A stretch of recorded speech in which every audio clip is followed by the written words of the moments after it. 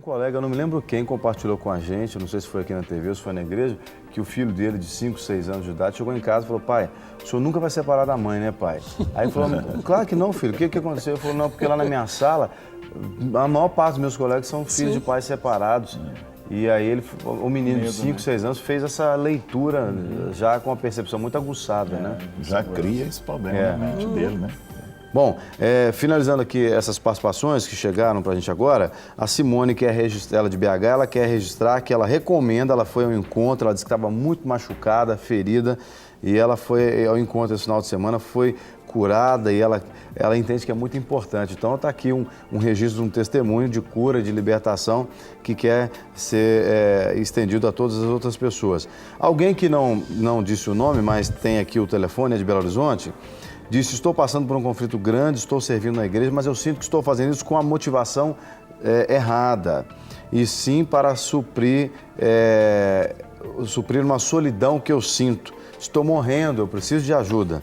Quer dizer, a pessoa está na igreja, trabalha para Deus, mas parece que não trabalha com Deus. É mais ou menos isso? Qualquer coisa que se faça na nossa vida com a motivação errada vai se tornar peso, fardo. Qualquer coisa que a gente faça. Por isso, isso é algo que nós precisamos consertar, primeiro com Deus e conosco mesmo. Porque estar na igreja ou estar em qualquer outro lugar, fazendo qualquer tipo de atividade apenas para preencher tempo, isso vai se tornar um peso, mesmo servindo ao Senhor, mesmo servindo à igreja local. Então, isso é uma coisa que nós precisamos permitir que o Senhor sonde o nosso coração e a gente conserte. Quantas pessoas que eu conheço que estavam servindo ao Senhor, mas não era um lugar para estar, pelo menos naquele tempo, naquele momento, que era para estar talvez desenvolvendo outras coisas. E inclusive algumas pessoas que deixaram o tempo, ou seja, tempo integral na obra do Senhor e foram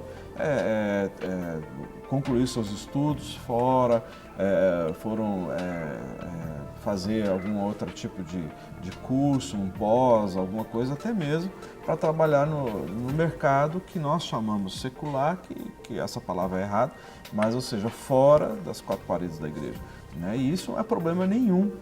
Eu não vejo problema nenhum alguém trabalhar numa empresa, trabalhar num escritório, desenvolver suas atividades e lá ser uma testemunha fiel, e lá ser um pastor lá no mercado, lá ser um evangelista, lá ter uma célula de estudo. Não vejo problema nenhum, não é? E é lá que as pessoas precisam ouvir da mensagem do Senhor. Então, se você está na igreja servindo e isso está sendo um peso, um fardo, minha irmã, então vá orar, jejue e peça uma direção de Deus e tome uma decisão. Vale a pena lembrar, Rogério, que esse foi um assunto que nós abordamos na quinta-feira, no programa da Porta dos Cavalos. Então, de repente, se você tiver acesso, vai valer a pena você dar uma olhadinha no programa de quinta-feira. Então acessa lá redesuper.com.br/de tudo um pouco, você vai poder ter acesso a esse programa na última semana sobre a Porta dos Cavalos. Bom, falando em porta, nós queremos conhecer um pouco sobre a porta oriental, a porta do Oriente. O que a Bíblia traz acerca dessa porta do Oriente, pastor Guerra? Porta oriental nos fala de oração, da importância de nos prostrarmos em oração diante de Deus. Encontramos o registro no livro de Daniel, o momento que, estando na Babilônia, ele orava em direção a Jerusalém para a porta oriental. Quanto tempo você gasta em oração? Se a porta oriental estiver em ruínas, como ficará sua vida espiritual? Qual será o grau de intimidade com Deus? Não se trata apenas da oração de petição. A oração não envolve apenas o pedir. A porta oriental deve estar sempre aberta. Muito legal esse tema. A porta oriental fala então dessa vida com oração. E quando você falava, me veio à mente aqui os muçulmanos, que têm o costume de orar direcionados para Meca. Talvez não seja, não precisamos chegar a tanto, porque eu me lembro até que quando eu fui à Índia em 2010, dentro do avião, eu fui por uma empresa da Arábia Saudita, na verdade é uma empresa do Catar, lá que fica ao lado da Arábia Saudita. Dentro do avião tem aquele televisorzinho que você pode assistir os filmes ali, então tem um mapa e o avião apontando para que lado que era Meca, Quer dizer, existem religiões que as pessoas valorizam realmente essa oração. No caso, em alguns casos, uma questão meramente religiosa. Mas no caso do que a Bíblia está dizendo, é uma vida diária de oração. Normalmente tem eu tenho um sobrinho que ele é do Egito, né? Minha sobrinha casou e foi para o Egito. E ele tem um tapetinho dele. Pequenininho tem. Para orar. E na hora ele põe um tapetinho no joelho. O pai dele já está ensinando ele lá. Né? A minha sobrinha ensina ela a palavra, né? Lá está um problema os dois, né? O pai é muçulmano porque ela é e ela é presbiteriana. Então é um problema assim, mas ela ensina ele a Bíblia e o pai, ele tem um tapetinho. Meu irmão foi lá e falou que tem um tapetinho lá direitinho. Ele põe ele lá na hora então eles têm um ritual mesmo, né? E essa porta aqui é para nós, né? Nós temos o Espírito Santo dentro de nós, né? E podemos, né, colocar não o tapetinho, mas o nosso tapete espiritual, né? Revestir dele, nós podemos dizer que os cristãos, em geral, obviamente guardadas as devidas proporções do que eu estou falando, oram pouco os cristãos? A questão de que... não é a questão, a convicção de que nós temos o Espírito dentro de nós e de que nós temos um acesso a qualquer momento com Deus. Livre acesso. Então, isso faz com que a gente possa até passar uma ideia de que a gente ore pouco. Porque, na realidade, nós estamos citando o caso aqui dos muçulmanos e o islamismo, eles têm um conjunto de rezas que são repetitivas, mas a comunicação ela é muito restrita. Então, na realidade, ele está repetindo um conjunto de preces que talvez nem faça sentido para ele, né? Então, essas preces normalmente são feitas em árabe, né? E outros países do mundo que não falam árabe, aquilo é um mantra. Então, se você associar isso como sendo uma oração, ela perde um pouco do sentido. A palavra que o senhor usou é muito interessante e pertinente, que é a questão do mantra. Muitas pessoas oram ou rezam como se estivessem realmente recitando um mantra, pensando que aquilo ali, pelo simples fato de falar, está mudando alguma coisa na vida dela. Todos os dias, né? Mesma coisa todos os dias, uma repetição. E várias vezes ao dia. Então, é diferente do que a gente entende, do que seja realmente oração, que é um processo de relacionamento e de comunicação com Deus. Que é o que Jesus propõe, né? Exatamente. Então, quando você para e olha o que é realmente a oração no contexto de relacionamento, né, e de ouvir e de falar com Deus, da comunicação com Deus. Então, nós, mesmo que oremos muito pouco, somos os únicos que fazemos. E por isso essa fala no sentido real da palavra, do que realmente significa.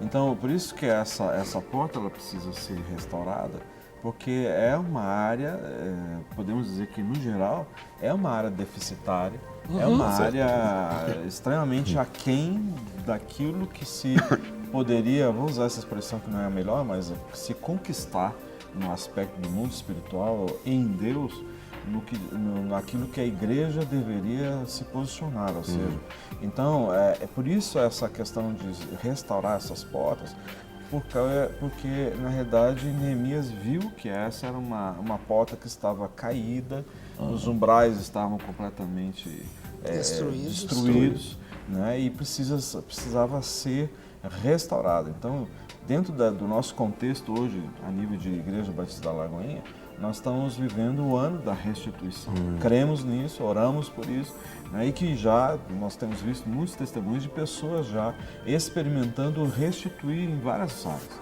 quer seja na dimensão material, relacional, espiritual. Então, e espiritualmente, essa é uma área que precisa ser, né, restaurada e restituída. E na questão da cura interior lá também, né, Rogério? Nós podemos ver nas fichas, né?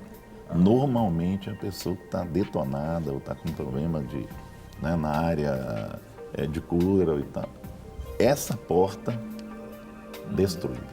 Exatamente. Destruída. Muita gente mesmo. pode até pensar que oração é uma coisa meio enjoada, chata de fazer, mas na verdade, quando você tem uma vida de oração ativa, fica uma coisa bastante dinâmica, né? Uma coisa que eu queria ressaltar com relação a essa porta e a intercessão, normalmente muitos intercessores usam uma expressão que é o gerar, né? O gerar na intercessão significa estabelecer na terra aquilo que está sendo estabelecido nos céus, né? Trazer em intercessão e gerar aquilo que vai ser estabelecido aqui, que o intercessor recebe de Deus, que é uma necessidade. É chamar à existência aquilo que não é, como exatamente. se já fosse. Então essa é a função. E aí, essa conotação, ela vem muito de encontro a essa porta do Oriente. O Oriente é o leste.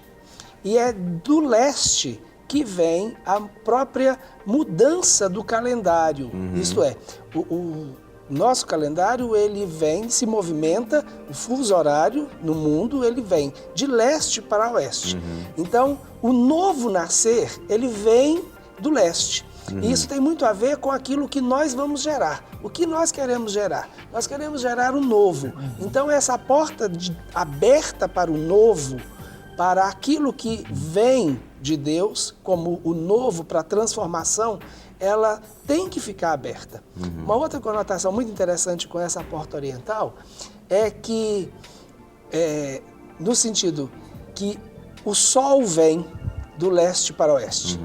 E quando vem o sol, a luz, ela dissipa as trevas. E essa conexão com essa porta aberta para que venha a luz, para que o sol nasça e para que as trevas sejam dissipadas. E isso tudo tem como fundamento a oração e a intercessão.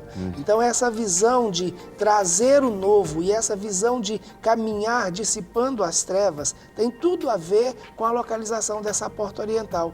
E nós, hoje, como igreja, precisamos mais do que nunca disso. Porque o mundo, ele está, por mais novidades tecnológicas e avanços científicos que o mundo apresenta hoje, nós não podemos negar um aspecto de que o mundo cada vez mais precisa de um nível de revelação e que a luz venha invadir cada vez mais as trevas. Amém.